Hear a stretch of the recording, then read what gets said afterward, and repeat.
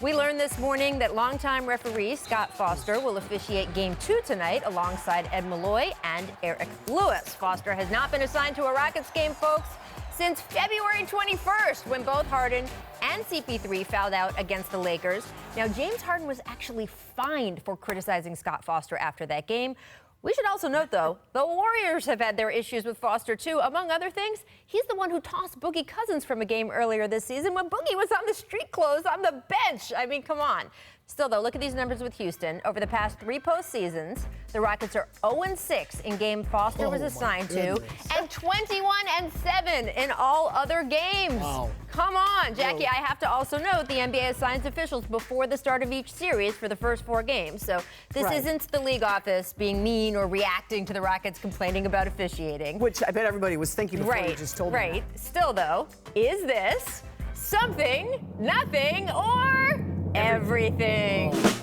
Well, I'm going to say everything because I think if you asked all the teams in the NBA, everybody has a problem with Scott Foster. Now, I'm not saying he's not a good official because I think he is, but from what I hear from players, and you can tell me, Paul, because you played during the Scott Foster era. Oh, yeah, that's DeMar DeRozan throwing a ball at Scott's head. That he doesn't like to listen to what players have to say, and he has a bit of a short fuse. Now, I defer to you, Paul, on whether that's true. That's very true. I mean, Scott, you know, every referee has their own personality. He's just not one you mess with.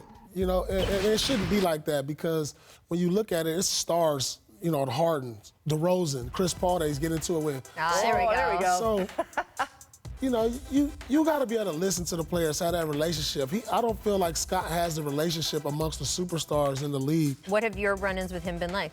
You know, it was hard for me to say something to him because it was like, I know Scott is going to have a quick trigger with the technicals.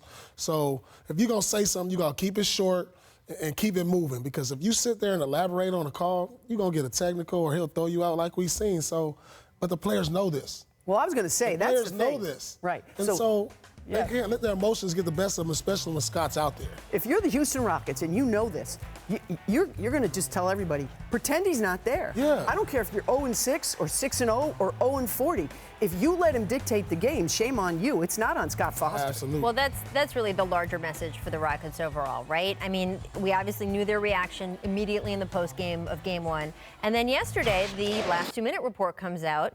There's only 3 incorrect calls that they found in the last 2 minutes of the game. Right. On all of them were calls that were supposed to go to the Rockets, including, by the way, Steph Curry was supposed to be called for what would have been his 6th foul.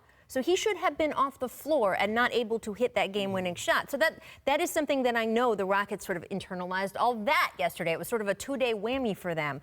You cannot go into this game thinking about the officiating. Do not go down you that cannot rabbit go hole. down the rabbit hole of during the game trying to exaggerate, trying to draw calls. You have to be thinking about scoring. And whatever it is, whether it's that you're playing against Kevin Durant, that's just the way it is. You got to go out and try to beat him. Or whether you think you're not getting the same calls as the other guys on the other team, that's what it is. You just got to go out and try to beat that, too. To me, it's like if you're playing against Draymond Green.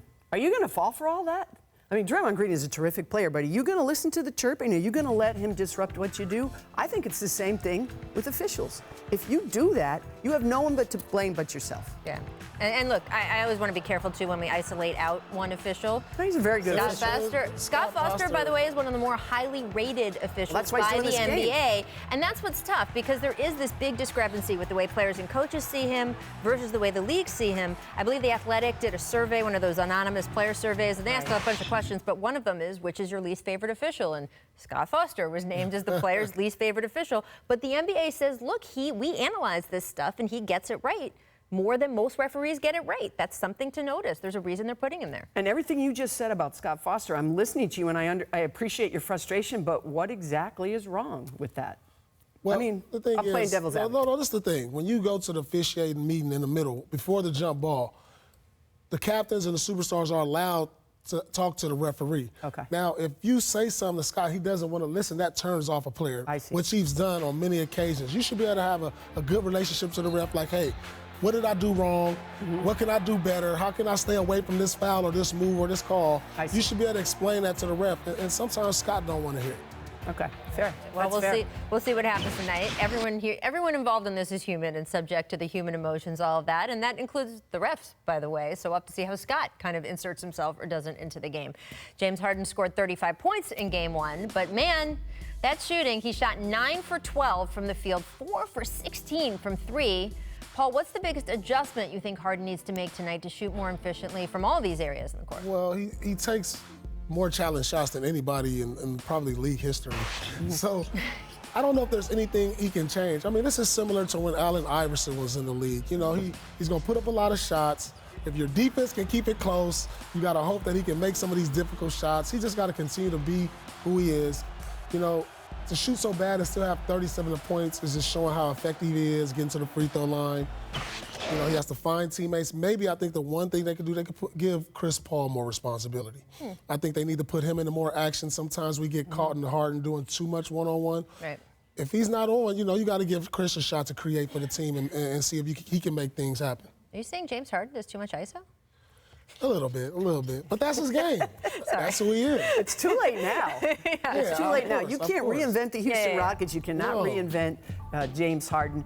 Shot selection for him, for me, is almost impossible to decipher because every shot, he's a positive self-talk shooter, the way Steph Curry is, the way you were. Every shot looks good to him. Who am I to tell him, hey, don't take so many 35-footers? I'm not going to tell you that. I will say this. If there are times that they're doubling him and they go over it, maybe you need to make that pass a little quicker because one of your guys is going to be open. That's all I'm going to say about it. Yeah, and it's interesting. We've been talking for season after season now of does James Harden get tired in the playoffs? Is that what's going on?